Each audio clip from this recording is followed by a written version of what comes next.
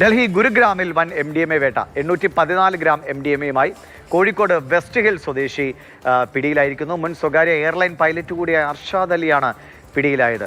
മലയാളിയെ MDMAയുമായി അങ്ങ് ഡൽഹിയിൽ പിടികൂടിയിരിക്കുന്നുവെന്നാണ്. ഒരു എയർലൈൻ പൈലറ്റ് കൂടിയാണ് ഇദ്ദേഹം എന്നതാണ്. വിഷ്ണു പ്രസാദ് വിവരങ്ങളുമായിട്ട്. വിഷ്ണു, ഇയാൾ നിലവിൽ ജോലി ചെയ്യുന്ന ആളായിരുന്നോ, അതോ ഈ ജോലിയിൽ നിന്ന് ഇത് എന്തെങ്കിലും മൂലമൊക്കെയാണോ ജോലി നഷ്ടമായത്? എങ്ങനെയാണ് ഇയാളിലേക്ക് എത്തിയത്? എയർലൈനിൽ ജോലി ചെയ്തിരുന്ന സ്വകാര്യ എയർലൈനിൽ ജോലി ചെയ്തിരുന്ന ആളാണ് കോഴിക്കോട് സ്വദേശിയായ അർഷാദ് അലി.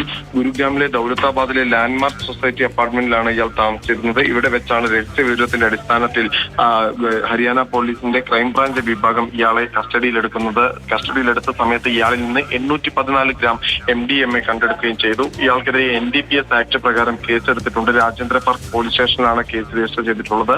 രാജ്യാന്തര വിപണിയിൽ 35 ലക്ഷം രൂപ വില വരുന്ന മയക്കുമരുന്നാണ് പ്രതിയിൽ നിന്ന് പിടികൂടിയിട്ടുള്ളത്. ഉത്തരേന്ത്യ കേന്ദ്രീകരിച്ച് പ്രവർത്തിക്കുന്ന ലഹരിക്കടത്ത് ശൃംഖലയുമായി ഇയാൾക്ക് ബന്ധമുണ്ടോ എന്ന കാര്യവും ഇപ്പോൾ പോലീസ് പരിശോധിച്ചു വരികയാണ്.